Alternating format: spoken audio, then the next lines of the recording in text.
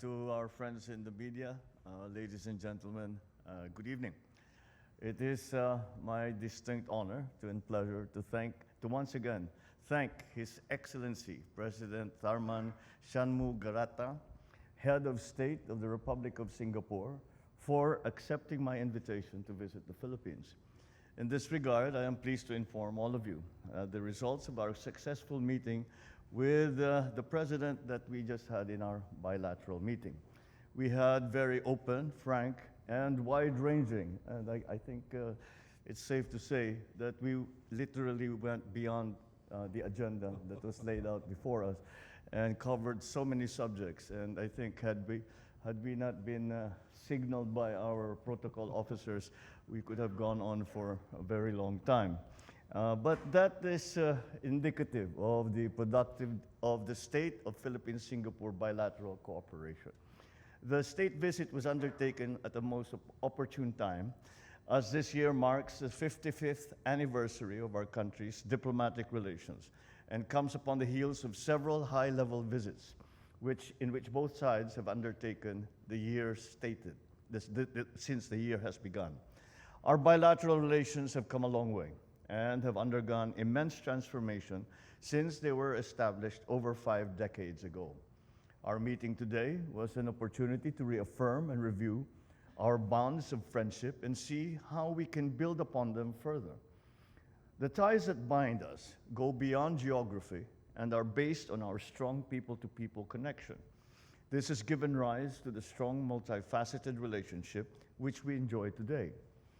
As we have discussed before, Singapore continues to be an essential trade and investment partner of the Philippines, with Singapore businesses venturing into a wide sector of industries in the Philippines, ranging from the hospital industry to the renewable energy sector. In this spirit, we have just witnessed the exchange of the Memoranda of Understanding for collaboration on carbon credits under Article 6 of the Paris Agreement between the Department of Environment and Natural Resources of the Philippines and the Ministry of Trade and Industry of the Republic of Singapore. Hopefully, with this memorandum, we will be able to incentivize both industries and individuals to actively work to reduce their carbon footprint, while allowing the government to mobilize financial resources to boost fiscal space. We also witnessed today the exchange of the Memorandum of Understanding on the recruitment of Filipino healthcare workers. Our ministries have worked hard on this MOU in order to ensure that a balance is achieved between the needs of the healthcare sector of both countries, as well as the need for personal development and growth of our healthcare workers. Through this MOU, we express our confidence in Singapore's legal and judicial system, which will ensure that the rights, welfare, and well-being of our kababayan OFWs will be protected as they pursue their careers in Singapore. In addition to the MOU stated above, another MOU on health cooperation is presently being negotiated by our health ministries so that when the contracts of our OFWs are nearing completion, they will be able to reintegrate into the Philippine economy with ease. There will also be the planned signing of MOUs by Philippine local government units and their Singapore private sector partners, a collaboration of a Philippine National Government Agency and the Singaporean private sector, and the business-to-business agreement. Aside from bilateral issues, we also discussed regional issues of mutual interest. As geographical neighbors in Southeast Asia, the South China Sea, West Philippine Sea holds great importance to both our countries. So we look forward to the opportunity to reaffirm our commitment to maintain and to promote peace, security, and stability in the region, as well as our strong support for the peaceful resolution of any such disputes.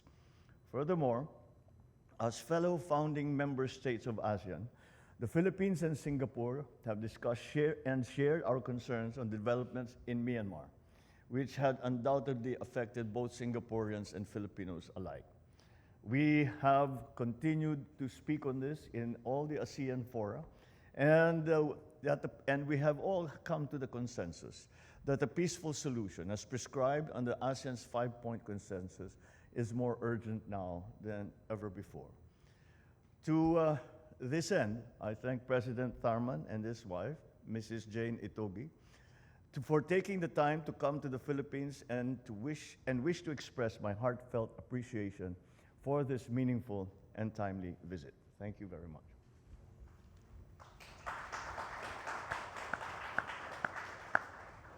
Well, President Marcos Jr., ladies and gentlemen, members of the media, good evening. Let me say from my heart a big thank you to President Marcos Jr. For your warm hospitality, for the generosity with which you've given me your views in the course of our long bilateral discussion, and for the spirit which you convey, the spirit with which we should embark on the strengthening of the relationship between our two countries. We are on a good track, and we've agreed, both through the agreements that we were signing today, we are exchanging today, as well as through some of the existing work that's going on between our two countries, including in defense cooperation. We've agreed that we should strengthen this relationship, broaden it, and make it a forward-looking relationship. My visit comes at a time when Singapore and the Philippines are commemorating our 55th anniversary of diplomatic relations, and it follows on President Marcos's recent visit to Singapore, just in May this year. We reaffirm the warm and long-standing relationship between Singapore and the Philippines. It's a relationship that brings mutual benefits. We are natural partners. We're natural partners, and what we're doing together brings benefit for both of us, for today as well as for tomorrow. And I'm heartened to see how far the relationship is progressing, and each time we meet, in fact, since the last time President Marcos Jr. came to Singapore, just a few months ago, we've already made significant progress on several fronts, including on the MOUs that we just signed today. They're basically testament also to the way Singapore looks at the Philippines. We see ourselves as a partner in Philippines development in all aspects: economic development, sustainability, inclusive growth. We see ourselves as a partner for the long term. We would like to participate in Philippines development, both through our companies investing in the Philippines. We'd like to share our experience where relevant, and we would also like to learn from the Philippines on how you tackle a range of complex challenges, including on the environment. We are very different countries, of course, vastly different in land and population size. I think you've got some superior talent in sports that we can also learn from. But we are different countries that can learn from each other. Essentially, though, we share the same aspirations. We all share the same aspirations. Our people want to see their lives improve. They'd like to be able to deal with the cost of living. They'd like good health care, good education, and fulfilling lives. Wherever we go in the region, people want fulfilling lives. And that's why we can work together. Through our governments, with each other, through our corporates, as well as through philanthropic agencies. I note that Temasek Foundation and one of our hospitals, Singapore's KK Women and Children's Hospital, are working well with Taguig City towards an MOU on assistance on maternal and child health care, for instance. And as close neighbors, we've always supported each other, particularly at times of need. The Singapore Red Cross engaged in significant public fundraising when Typhoon Haiyan hit the Philippines a decade ago. That's just one example. There are other examples, including the disaster relief work done by Humanity Matters, another Singapore-based humanitarian organization that work together with the municipal authorities, NGOs, and local communities in various provinces like Cagayan, Mindanao, Isabela, and Balangas after various disasters in recent years.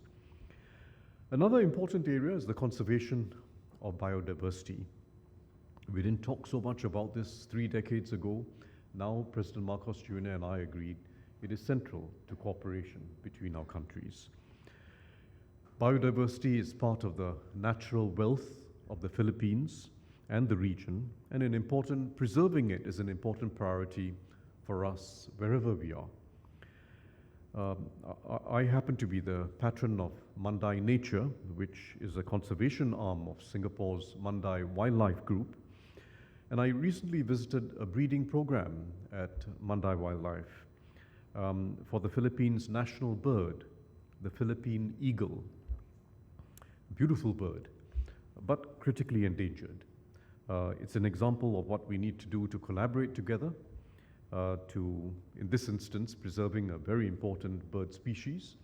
And we can work together to take advantage of resources and expertise on both sides to be able to keep that part of biodiversity and many other parts of biodiversity alive.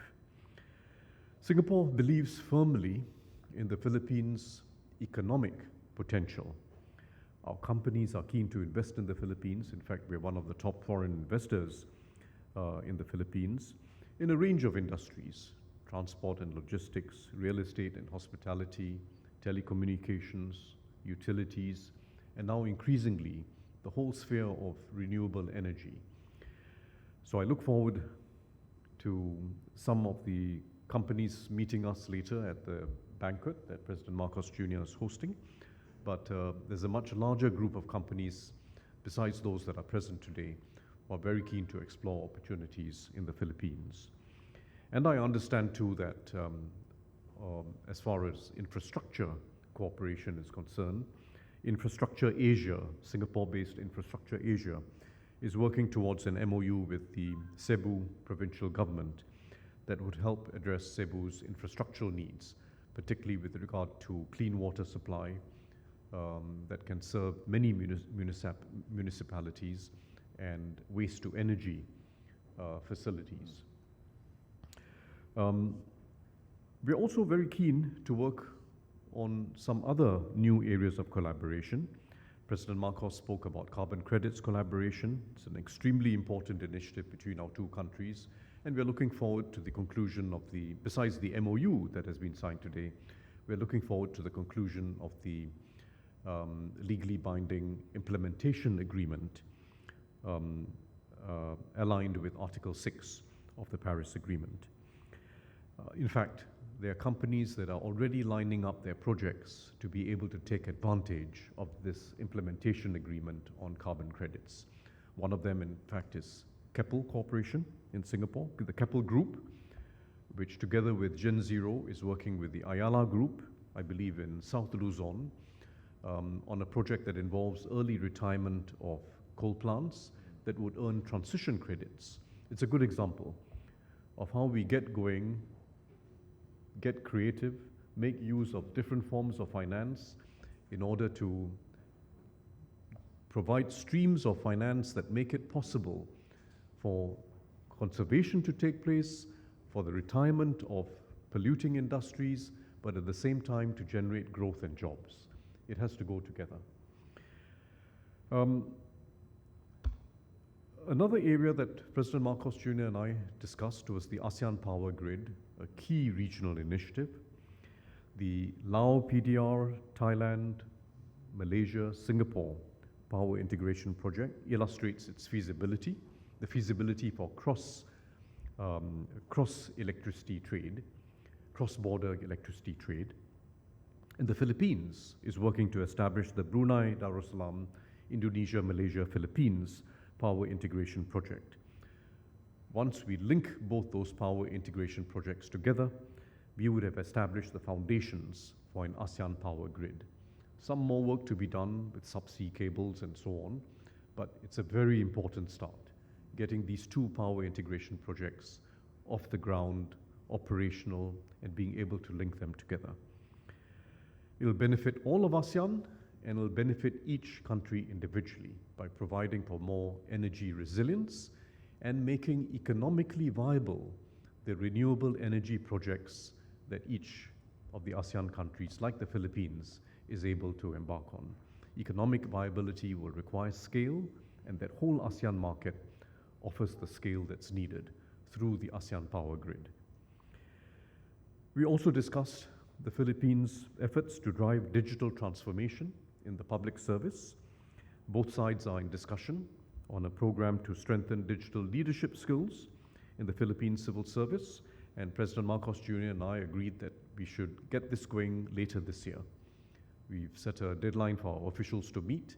It's a project that is of priority for the Philippine civil service, and we're very keen to play our role. In our case, we'll be using the National University of Singapore as a training partner. On people-to-people relations, President Marcos has just spoken about it. We really appreciate in Singapore the invaluable contributions of Filipinos working in Singapore in a range of professions, and especially the healthcare workers and frontline personnel who stood shoulder to shoulder with Singaporeans during our fight against COVID-19.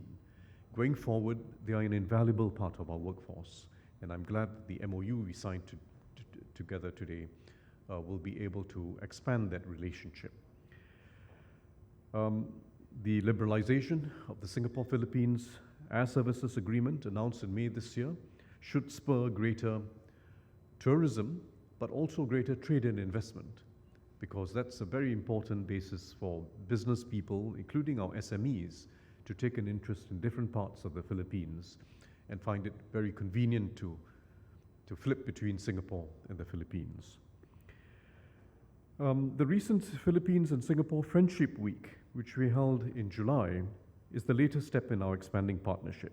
In fact, Singapore was the first Asian country to partner the Philippines in this initiative, involving many stakeholders in both countries. So, once again, thank you, President Marcos Jr., for your hospitality, your openness, and the ideas which you're bringing to our relationship and which we are taking forward. I'm looking forward to the rest of my visit. I'm here for 3 days, essentially. And I'm looking forward to each component of the visit, including what we are going to learn about healthcare, sustainability. I'm visiting some of your research institutions as well to look at new rice grains and drought and flood resistant rice species. All important issues for the future, both for the Philippines as well as for Singapore. So thank you very much. And I should just conclude by noting, as President Marcos Jr. has done, that the South China Sea is an extremely important issue. Singapore's position, of course, is well known. We've consistently upheld the rights of all states to freedom of navigation and overflight, and strongly supported the peaceful resolution of disputes in accordance with international law, including the 1982 UN Convention on the Law of the Sea, or UNCLOS. That's fundamental. UNCLOS has to be the legal framework within which all activities in the oceans and seas are carried out. So thank you once again, President Marcos Jr. Look forward to our state banquet later and to interacting with some of the business people. But I'm also looking forward to the meetings I'm having over the next 2 days. Thank you.